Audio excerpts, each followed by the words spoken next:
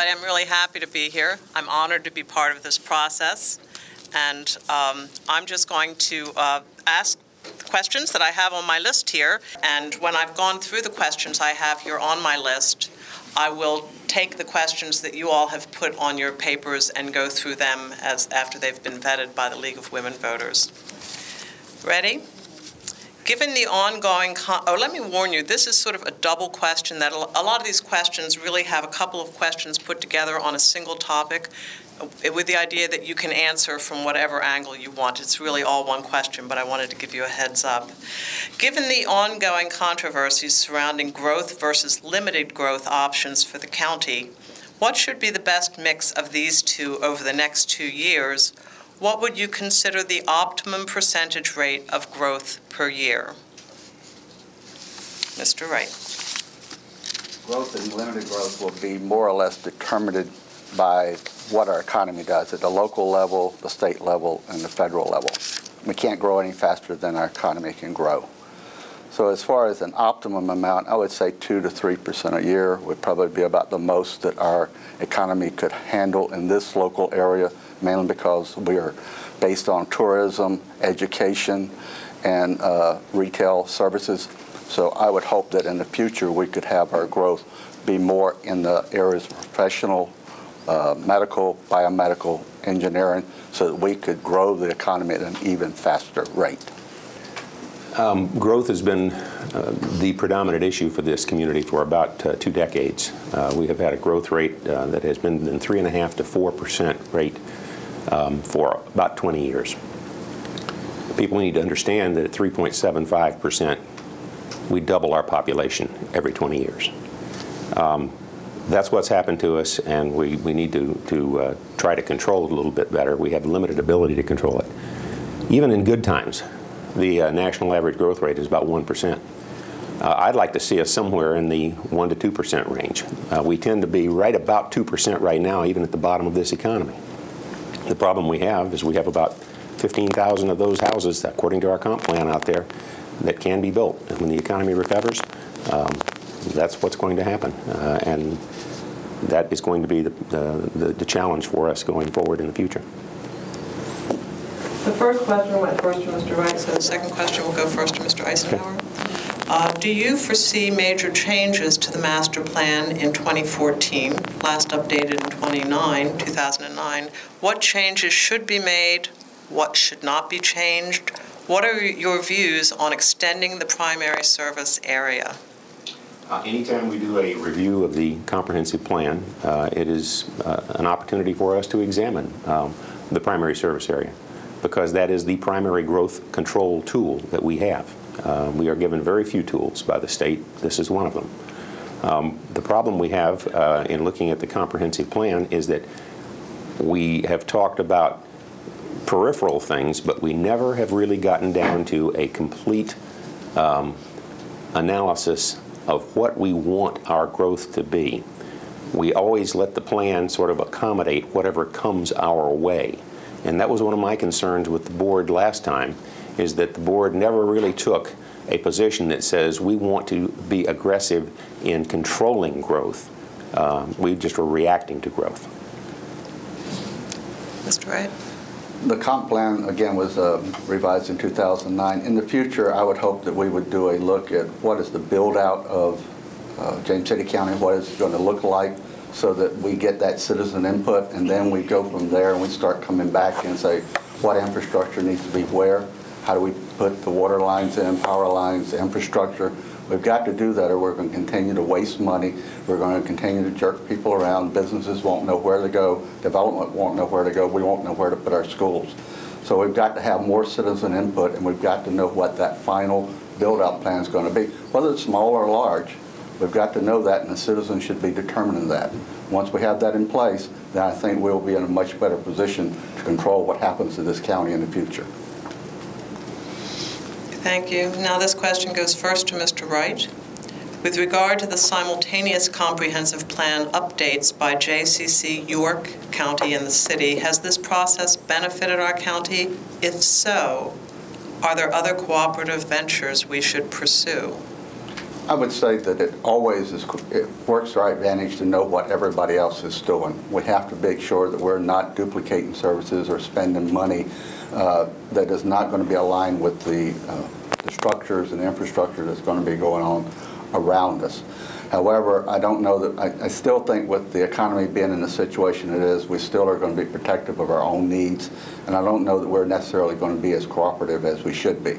However, there are central services, whether it's police, whether it's fire, there are a lot of things like the radio towers. We use that communications tower. We're already doing a lot of things cooperatively, but I think we can do more in those fundamental core services. As far as governing the citizens, that has to stay within the county. Mr. Eisenhower? We are already doing a tremendous amount of shared services between the city and the county, to a lesser extent with York County. One of the most impressive, of course, has already been mentioned, is that our emergency services, EMS, fire, police response, we back each other up continuously. One of the things we were trying to do with this comprehensive plan, when I was on the Regional Issues Committee, we had first raised the issue of trying to coordinate these comprehensive plans. I think it's a good idea because it allows us to examine growth issues in competing jurisdictions where we might or might not be complementing or fighting with each other. And it's a good opportunity to make sure that we do the best we can to complement each other and use our resources more effectively.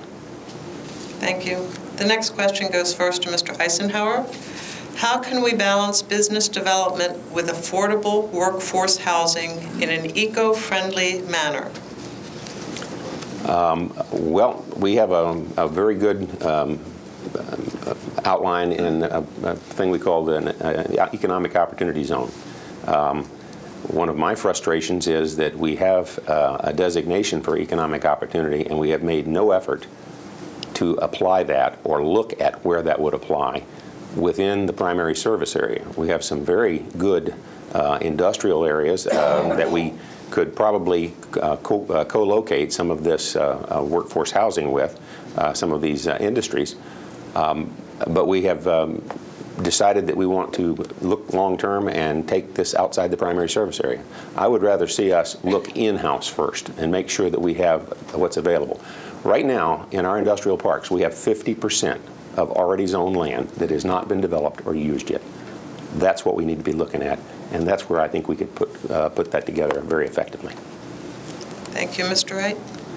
I believe the Economic Opportunity Zone is the right place for us to start working on workforce housing, and it does include a certain percentage of housing there for the workforce. We also can be more accommodating in the developments when we build them. Like in Newtown, there are homes there that have been put together that really are affordable for the folks who are coming into our county, whether they're policemen, firemen, beginning teachers. We've got to look towards those designs that are complementary to the existing developments, and we have to plan ahead. It simply comes down to we must be doing more planning for workforce housing. Now, workforce housing versus affordable housing, I don't know really what the true definition is. I think that's one of those things that we have to believe in what is going to be the final definition of workforce housing. Thank you. This goes to Mr. Wright first. Given the slow economic rebound in the county and the city, how do we adequately fund schools and our other county needs at the same time?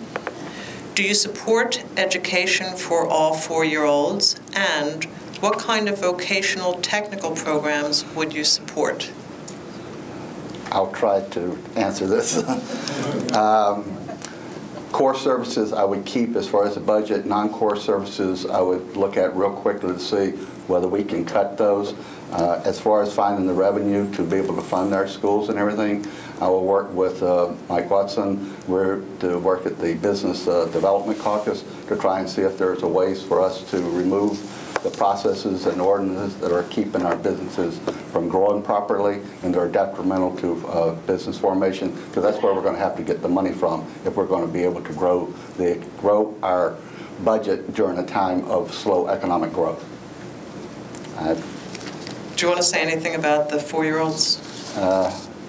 I had a 4-year-old at one time. They're hard to come.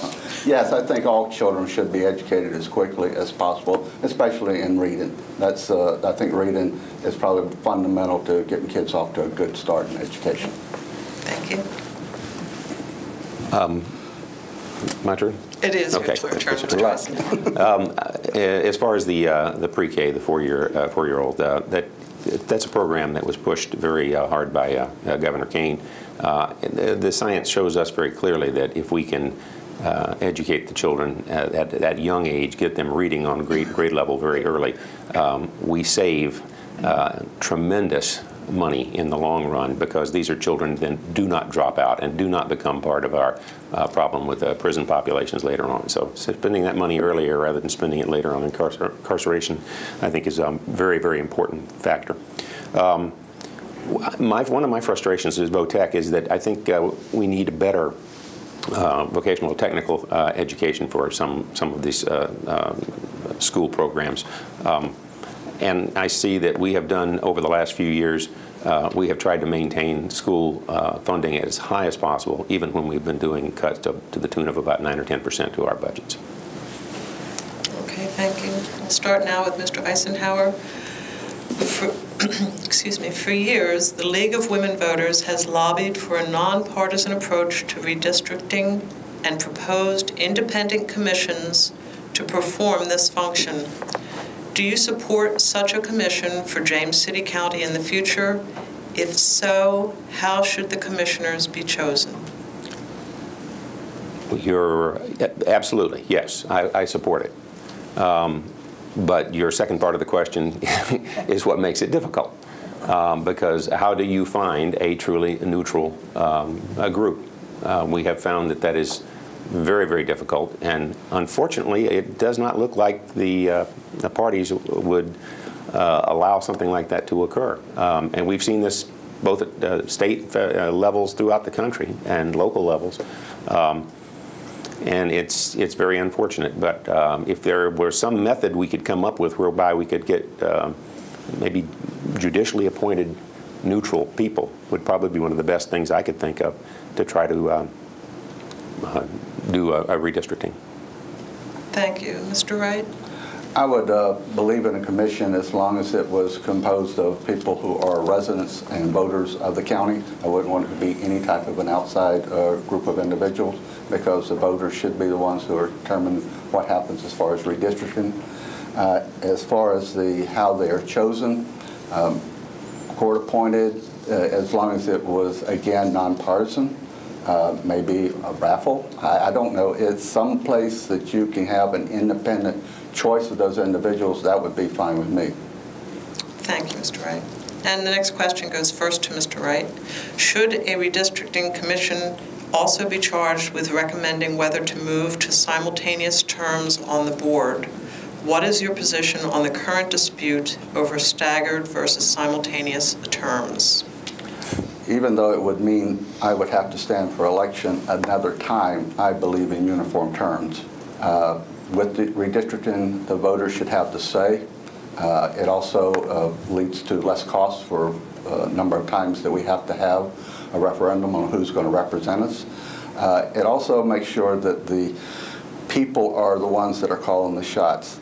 Government should not be the foremost incumbency that we have to look at. It should be the voters that determine whether we are going to have our jobs or not. If we're doing a good job, they will let us stand. If they think we're doing a bad job, they should eliminate all of us. So I would say we should get rid of staggered terms and go for uniform terms as soon as the redistricting is done. Thank you. Mr. Eisenhower? I have a different view. I, as everybody knows, have been involved in that vote last night, and I voted for returning to staggered terms. I think there are some very good reasons for having staggered terms. Of the counties in Virginia, about half of them have staggered and about half have uniform. The staggered term counties are protected to a certain degree from the disadvantages of turnover. Bath County last year had a complete turnover of their board, all 5. There were 6 counties that turned over 80, I think 66% of their boards or more. The difficulty with that is when you have an inexperienced board, it puts the administrative staff in a position of having to make political decisions, and it's very difficult. I think it's not very fair to them. I would like to see this issue resolved by a voter referendum. I think that having us back and forth as parties deal with it is probably not the best way to do it. But it's difficult to get something on a referendum. I think it takes 10% of the voters to sign a petition. Thank you. And this to Mr. Eisenhower. Are there any steps the county can take to encourage the state to improve our transportation systems in the Hampton Roads area? My fear is that they're going to approve it by just giving it all to us, the responsibility with none of the money. I think we see devolution coming down the road. We need to work with the state to the maximum extent possible. I think that there was just recently a letter that was sent to the governor from all of the local officials in the Crescent, from Washington down through Virginia Beach, talking exactly about this, how we need a better funding for our transportation issues. Unfortunately, I don't think it's going to have much effect. I've been here on the peninsula for the better part of about 20 years, and we talk about it, but until we actually come up with some reliable funding source to take care of our transportation issues, nothing is going to change. And I don't see that being done at the legislature. Thank you, Mr. Wright. I have to agree to some of the comments that Mr. Eisenhower has made. It is very hard for us to get anything done at the local level as far as transportation or coordinating the transportation efforts. That has been tried before, and the courts have knocked it down. We've also looked at gas taxes and tolls. Those are all rejected by the voters almost uniformly. Trying to come to a solution is going to be very hard. All we can do is work with VDOT, and there's an article in the paper, I think 1 or 2 days ago, VDOT's out of money, and they can't borrow anymore. So our options are getting to be very, very few. We're going to have to start working and looking at what we can do locally. But as Mr. Eisenhower said, I have a feeling that it's probably the states they really want to hand the problem back to us. Thank you. The next question I have is for Mr. Wright only, and you'll be happy to hear it's a 3-part question. I know you like them. Mr. Wright, why did you decide to run for office? Does what you have learned in the past few months about political office scare you about local politics? And or does it encourage you to participate in the system? Okay, I got 2, but 3. Running does not scare me. It's been a blessing. It really has. I thought that this would be, it is a tiresome effort, there's no question about it, but I've met thousands of wonderful people that I would never get that up. It's just been a true blessing. And I would continue to run. I plan on being encouraged to participate in more activities. If somebody else decides to run in the future, I know what it's like. I'm going to be the first one to raise my hand, and my wife's, and we're going to go out there and we're going to knock on doors, raise money, do whatever it is to support our candidates. And why am I running? I went to a number of the Board of Supervisors meetings and Planning Commission meetings, and after working in business for 35 years and working on boards of directors for Bayport Credit Union, I could say there was a much better way to run the county's government, and I plan on helping do that. Thank you. And now, one just for Mr. Eisenhower, although this is short, don't be disappointed. You have served on the board since 2006, elected 2005. What is your best achievement? I think right now it is probably getting Jolly Pond Road reopened. That has been one of the things that has frustrated me. There's a second one that would probably fall into that category, and that is trying to get the Old News Road, which is a real dangerous road, repaved. And if you notice, they started work on it this week finally. Their contract requires them to finish it about the first week of December, and it's being locally administered. It's been frustrating because it's taken a long time to learn how to make the bureaucracy work for the citizens. And I sort of view that as my charge as a supervisor. My goal is to be the one person that you can go to try to help make the bureaucracy work for you as opposed to against you. Thank you. I have so many questions from the audience now that I don't want to stay with my list, but there's just one that I'd like to address to both candidates, and then I'll move to the questions from the audience. My last question, and this will go to Mr., let's see, Eisenhower, I think? Yes. Thank you. Given the partisan rancor on the board, will you each pledge to sincerely work with members of the other party for the good of the voters in James City County? And can you describe a particular effort you will undertake? I will give it my very best shot. I have found that sometimes to be difficult. I have tried at times to extend, if you will, an olive branch. I think the Daily Press very succinctly put it as to what I was told I could do with the olive branch last time. But I'm not going to let it discourage me. No, I will attempt to try to work with whoever is elected to the board, because you have to understand, when someone is elected to this board, they are representing the citizens of that district. We have an obligation, whether we like each other or not, whether we have conflicts or problems, to work together to represent the interests of all the citizens of all the districts. And that's what I think we need to be trying to do. I've worked with thousands of folks over the last 35 years of my business career, and also with Bayport Credit Union. We were, in most cases, we never were in agreement on our ideology or anything else. However, we were always able to win and go forward and to be successful in almost everything we did. And this usually required somebody, and usually that was me, trying to get other folks to be yes. Let's just say yes. Let's work together, find common ground. What can we say yes on, agree on it, be successful on that, and then build on that.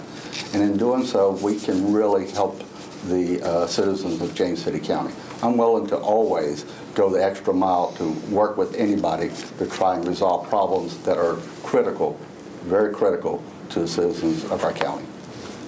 Thank you. Now moving to the audience's questions. So we'll begin with Mr. Wright on this one. Please specifically describe your professional experience which will demonstrate that you are the better candidate. My career started out, I have an accounting degree, and I also have an MBA from Old Dominion University.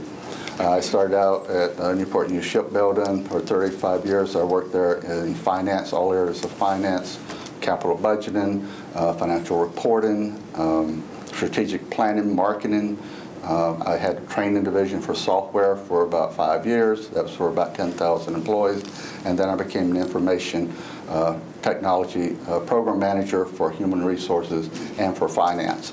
I handled projects that were in the tens of millions of dollars worth, and also sometimes I had $100 million projects that I was responsible for under capital budgeting. With the credit union, I started out and have 10 years as the chairman of their audit committee. And after that, I was appointed to the board of directors for 17 years and became their vice chairman. We grew the credit union from $50 million to over $1 billion. I have the work experience. Thank you, Mr. Eisenhower. Mine is sort of a twofold. I began my first career in 1967 in the military, did 20 years as a fighter pilot. But one of the things I can tell you is that I spent a lot of my time building training courses for folks, running training courses as an instructor pilot at headquarters level, managing programs for Air Force-wide training. Probably one of my proudest achievements was being the guy who trained all the guys that flew the Libya raid in 1986, because they were all my students, even the 2 we lost. I went on to an airline career, but what was really interesting was I wound up spending most of that time with the Airline Pilots Association. I was secretary-treasurer for the Delta Group, and I managed an office that was pretty significant, about 8 to 10 million a year, plus we represented 10,000 pilots. I had about 20 professional staff, from lawyers to technicians on staff working for us. Thank you. Now to Mr. Eisenhower, starting with Mr. Eisenhower. Specifically, What signature accomplishments have you brought forward, Mr. Eisenhower, in your tenure, and do you propose, Mr. Wright, if elected? What signature accomplishments? I think the signature accomplishment of any locally elected official is to go out and listen to and respond to the concerns that his citizens bring to him. I started back in about March, I think, walking door to door, what I call my listening tour. And it's been very interesting. I've had about 4,000 homes that I've visited, and I've listened to an awful lot of input that I would never have gotten otherwise. So I think that the signature achievement would be to go out and engage with our citizens, not sit back and wait for them to come to us, and to find what they think is the problem. A lot of times politicians will tell you, well, I know what the problem is, I know what the solution is. I think we have it's incumbent on us to listen to you to find out what our problems really are, and then work with you to try to find solutions. Thank you. Mr. Wright? Likewise, knocking on doors, I have been able to really understand what the county, how the county works, and where the county lives. I didn't know that there was such a diversity of homes and personnel that live in our county. And also there's a lot of problems that I received that I said, well, how do we resolve these? And I'm going to have to work on that. But as far as the signature accomplishment, things that I would want to do is, first, I'd want to work on improving the business climate in James City County. I want us to move forward and look at what are those rules and regulations and processes that keep businesses, because that's what I kept hearing. What were the things that were keeping businesses from forming and being successful, and even forming in the county? Some said they went other places. And then I would work on getting the EO, the Economic Opportunity Zone, up and running and extending the Morristown Road. Thank you. This will go first to Mr. Wright. Another question from the audience. Question 1 on this year's ballot would amend Virginia's Constitution to restrict government's use of eminent domain powers. The Virginia Association of Counties is opposing this ballot question. Do you support or oppose question 1? I will be voting yes on question 1, and it will win by a landslide in Virginia. Property rights for individuals and protecting those property rights for individuals is paramount to me. I do not see any reason why we should not have that approved. It will save a lot of hardship. There are already cases, the Kelo case in Groton, Connecticut. There's been a case in Norfolk. There's also a case in Hampton where people's property were taken for commercial purposes without due reimbursement. And that is just something that, I mean, that's why we've got a Constitution. We should be protected under it, and we were not being protected. This amendment to the Constitution is critical and is needed, and I must say that the Democratic Party of Virginia is opposed to it. Okay. I go back to the basic question, and it's sort of like somebody asking, when did you quit beating your wife? The basic question here is property rights. And absolutely, I do not believe that it is appropriate for government to take anyone's property for economic or revenue development, which is the core of the Kelo case. I think that the difference is that we have very, very good laws in Virginia that really, if properly applied, and that's the problem, properly applied, would do exactly what this constitutional amendment indicates that it wants to do. I agree with Mr. Wright. I think it's going to pass. I think it's going to pass overwhelmingly. And I think what the downside of it is that it's going to make the legitimate use for like schools or roads or right-of-ways, for legitimate use when we have to use eminent domain, very difficult or impossible to do.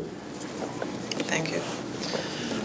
Beginning with Mr. Eisenhower now. Last year, Wisconsin banned collective bargaining for most government employees. Mm-hmm. Do you support Virginia's current prohibition on collective bargaining? Sure, I don't have a problem with that. I've dealt with collective bargaining. I think part of the problem is it's a fear of the unknown. I think that the idea that you allow a group to come together to try to achieve something, if you can't negotiate with them, just disallowing collective bargaining is just because you are not fearful that you can't engage with them on a very open or even-handed basis. But we have a prohibition here in Virginia, and if that's what the law is, that's what we'll do. I agree with the prohibition on collective bargaining for public employees. California is a prime example. That's what you get when you have the public unions filtering money back to the organization that is going to be responsible for governing what those increases in salaries and benefits are going to be. In Virginia, we have a right-to-work state. It should stay that way.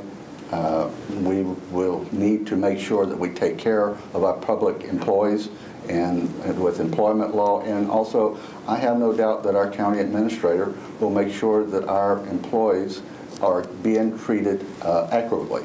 And if there are any problems, I hope that they would take the first advantage to go to their boss or to their senior management and make sure that their needs are known.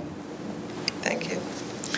Now, this one, the writing is a little bit difficult, but I'm going to try to read this. Begin with Mr. Wright.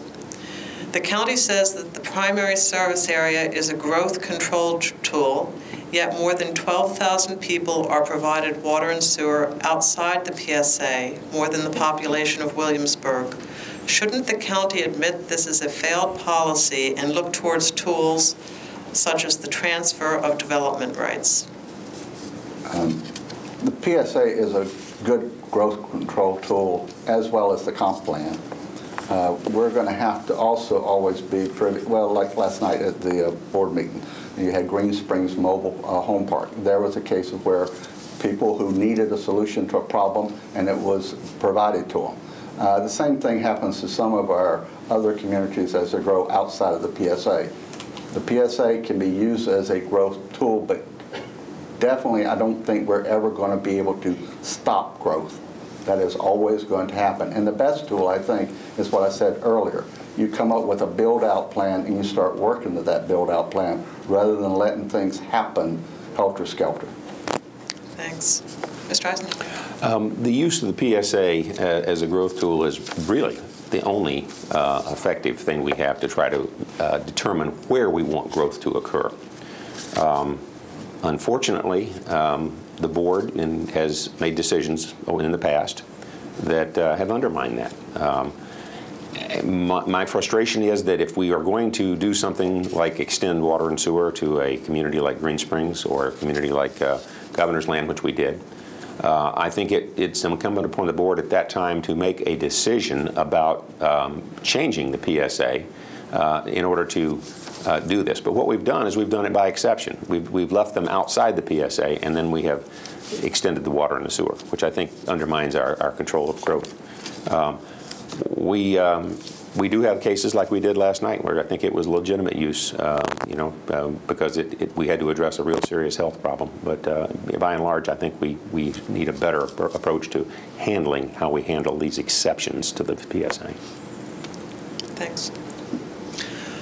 Okay, the next few questions are about budget. We both finished with that one, right? Yeah. Okay. The Forest Heights project is now scheduled to cost $4 million and was approved last night. Was this a wise investment of taxpayers' funds? What should the county do to prevent cost overruns on future projects? I'll leave it to Mr. Eisenhower. One of the things we had to deal with last night was the fact that we had cost overruns, and some of the cost overruns were based upon some of the work we had done for us by outside people who underestimated pretty badly. You can say that we probably should have been monitoring them a little bit better, but it turns out that what the cost overruns are predominantly dealing with is the stormwater runoff from major areas that funnel through this community. This community had none of that. I think we had an obligation to provide something for this community. They were unable to handle their private roads. They had fatalities because of safety issues where they couldn't get fire equipment in. And this was a project that I think we owed that community the basic standards that we provide for everybody else. And we had the ability to do it with some grant money from the state, and it took a little bit of our extra money of our own, but I think it was a good investment. Thank you. Mr. Wright? When I was supervising capital projects, and some of them were extremely large, it didn't matter how big or how small they were. We also always had an overrun cutoff. In other words, if a project went up to 5 or plus or minus 5%, it could go. But if it got up to 10%, it was halted. And then you went back and you did an exhaustive investigation of what was happening to the money, of what was wrong with the numbers. And what you could do is then you could make very intelligent choices about whether you wanted to approve the project and let it go forward or whether you needed to kill it. Regardless of what was going on, sometimes you have to kill projects. I'm not saying that in the Forest Heights case. They have a legitimate need, they have a desire, they deserve standard quality of life that we have in the rest of the county. But we need to control the costs in the future on projects. We must do that in a more business-like fashion. Otherwise, we're going to keep overspending on our budgets. Thanks. A couple of these questions appear to be directed to one or the other candidate, but I'd like to read them to both, and if you would care to chime in from your perspective, that would be helpful. So we'll begin with Mr. Wright. Could you inform us of any program that you have reduced cost or improved service on if you knew a private provider of a service that the county performed at a lower cost, would you contract with them? I think that the county pretty much would look at soliciting bids, multiple bids on any type of work that is done for the county. I'm assuming these are services that are above and beyond what are core services that the county has employees already on the roll for. And in that case, we should go for who is the lowest cost provider, provided that their references have been checked and that we know that they do a good job and they perform that job in a consistent, high-quality manner. Thanks. Mr. Eisenhower.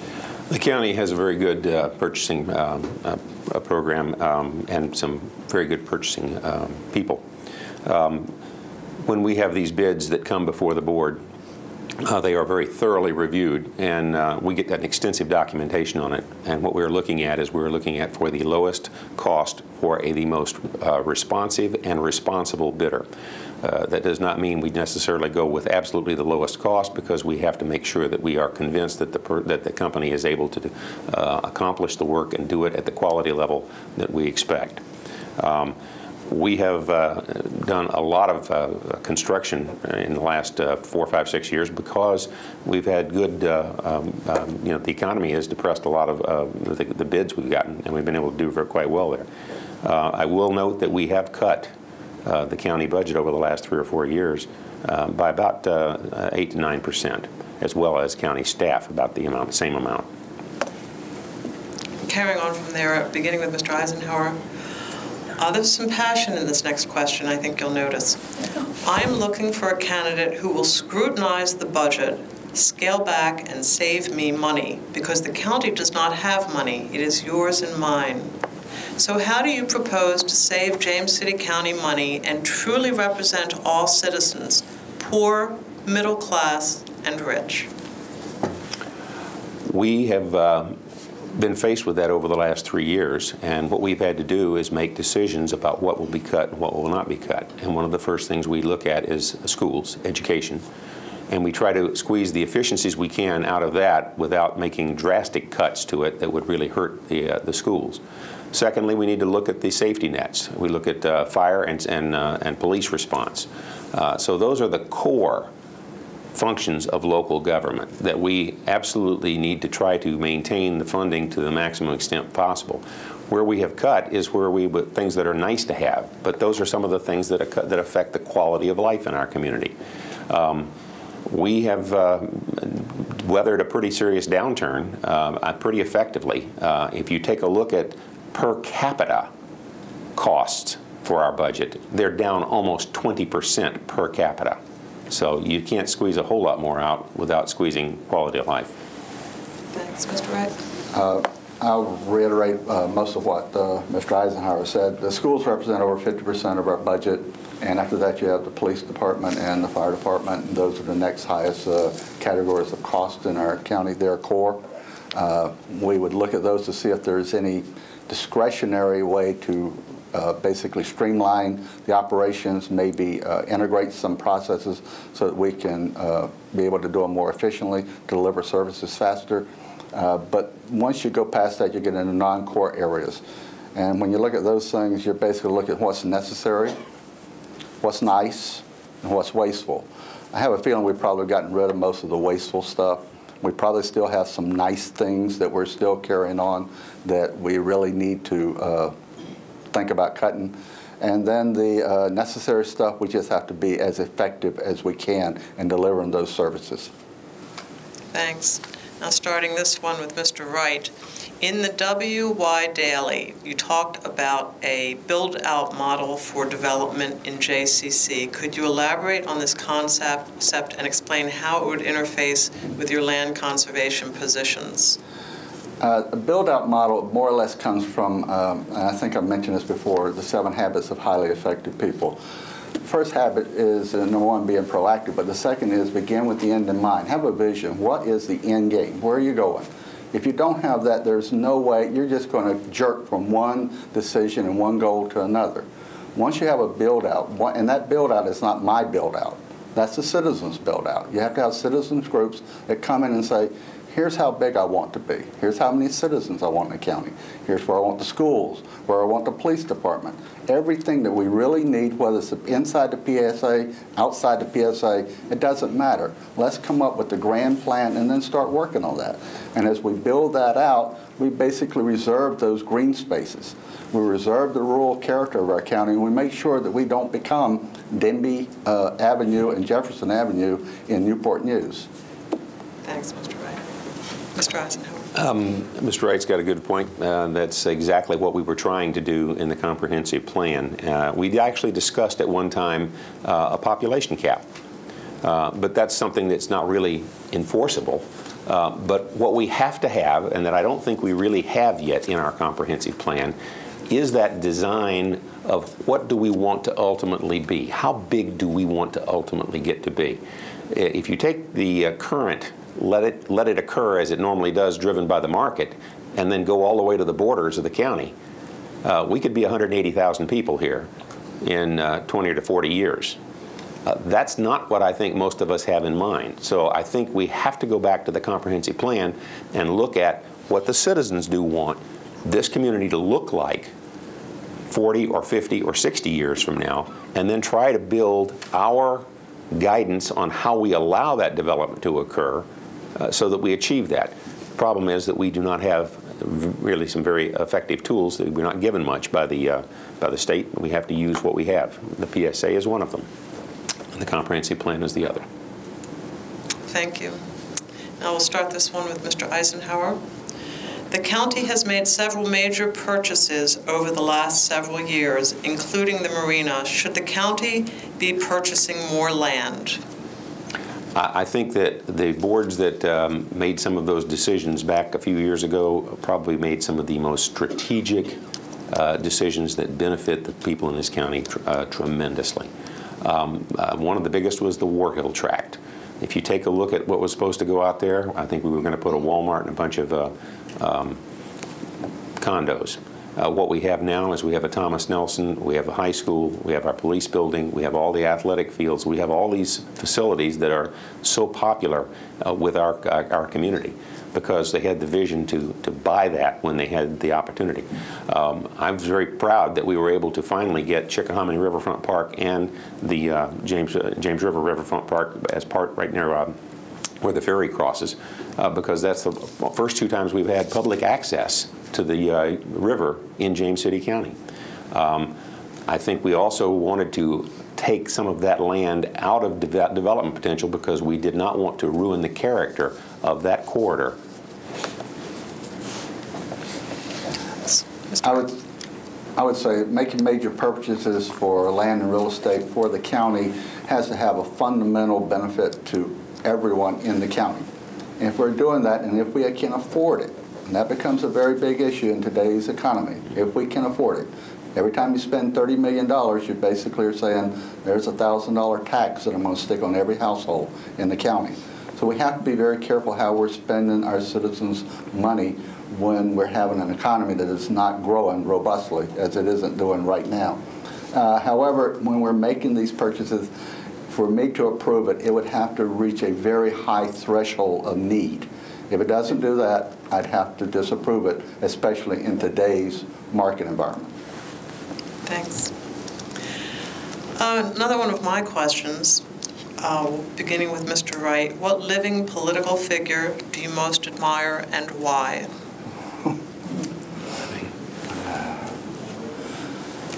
That is a hard question.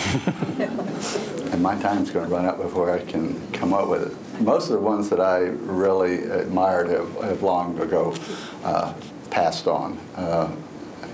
And it becomes very hard to focus on somebody who is current, because I'm not necessarily in agreement with many of them as they are today. I'm not saying that facetiously, that I think that the citizens deserve the very best, and there are no Abraham Lincolns, there's no Reagans, none of those exist today.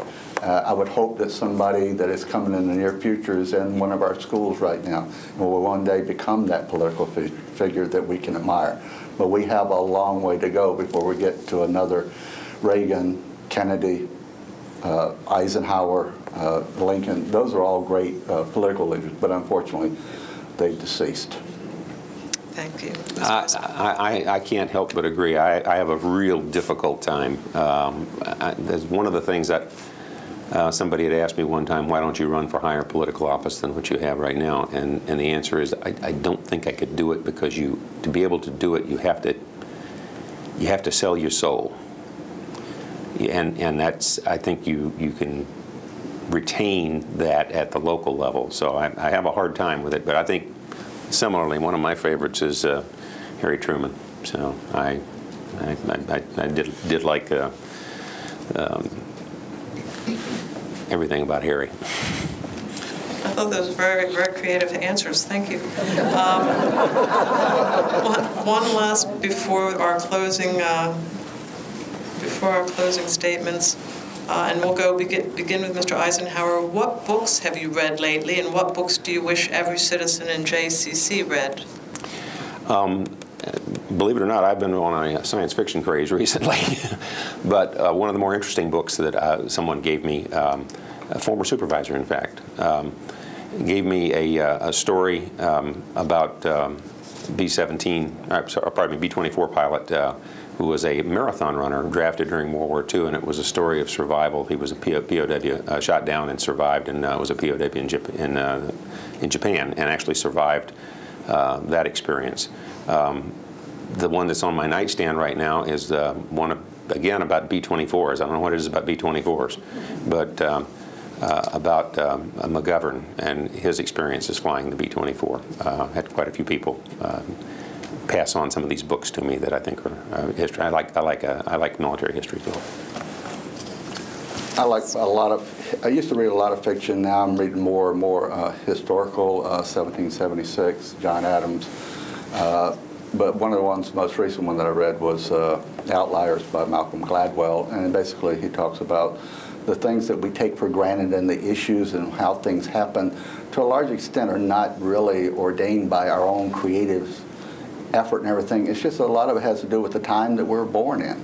And I mean, there are a lot of people, all the way from Gates to Steve Jobs. If they hadn't been born when they were and where they were, we would be talking about other people. And so it's just one of those things that you have to look at how much, just the day-to-day activities that you go through, and you say, how did that person get to that point? And in some cases, it's pure dumb luck. So. Thank you. Yeah. Well, it's time for closing statements, and I guess we should flip the coin again. Opposite from the first question. Oh, we don't need to flip again. We can just do the opposite. The first question gets the second. Got it. Which means, Mr. Eisenhower, I think that you're going to go first. Okay, on the closing fine. statement. I am running for this office again because there are a couple of major issues that I think we are going to face in this county that we need to really come to grips with. Growth is the primary issue. It has been for a long time. It has been somewhat abated by the downturn in the economy, but it will come back. The big problem right now is that the residential values haven't come back and may not come back. And what you have to understand is that we approved, I say we, the board, previous boards and my board, have approved some 15,000 homes that are sitting out there that could be built. And they were approved with an economic analysis that was based the revenues that those houses were projected to give us on increasing values. And those values aren't there. So what happens is we've written the check, but we have insufficient funds. We are going to have to pay for the infrastructure for those houses. When the kids come, we have to build the schools. We've got to put in the water. We've got to put in the sewer. We've got to put in all the roads. We've got to put all this stuff in to make sure that the community, when it gets built, has that infrastructure, and yet we don't have the revenues that these houses were expected to produce. So we're going to have to face some decisions. Are we going to look for additional revenues, or are we going to just cut spending? And you know, this is the debate that's going on in Washington. It's going to go on down here. We need to diversify our economy. We need to listen to and respond to our citizens. And we need to try to figure out how we're going to maintain the best quality of life we can without putting an undue burden on them that is looming out there. And that's going to be a challenge. That's going to be a real challenge. I think that is what we have to look forward to. Thank you. Mr. Wright. First, I'd like to thank the legal,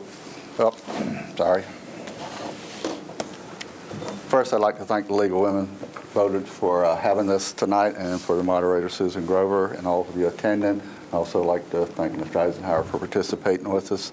With the economy coming in 2013, I don't know which way it's going to go. We're looking at a lot of financial issues, and they're going to trickle down and come to our doorsteps here real quickly. And in that respect, I want to make sure we keep our taxes low. I want to make sure our quality of life is good. And I also want to make sure that our businesses grow and produce the tax base that we need to be able to provide jobs and revenue for the things that we're going to have to pay for. It's just that simple. We're not going to get any help from the federal government. We're not going to get any help from the state government. We are going to have to take responsibility for what happens here. This is an affluent county by any other standard in the nation. And because of that, we're not getting handouts. We're going to have to take care of ourselves. We have a very educated workforce here. We have a very educated citizenry. Retirees, we're very knowledgeable. We can pretty much do anything we want to do. We just got to get up and go for it. In the near term, I'll work with Delegate Watson, like I said, to look at what is hindering our business growth. I want to make sure we move ahead on that. The long term, I want to make sure the Economic Opportunity Zone moves ahead briskly. And overall, though, I want you to know that I will work closely with all the citizens. I will not play games. I will listen to you. I will represent you. I will not be a politician. And I want us to grow our jobs. I do not want to grow our government. Thank you. Thanks to all of you for being here tonight. I think the people at the national level could take a lesson on civility from what we've seen here on our own podium today, or on our own stage today. Thank you all for being here. Thanks to the League of Women Voters, and thank you to the candidates.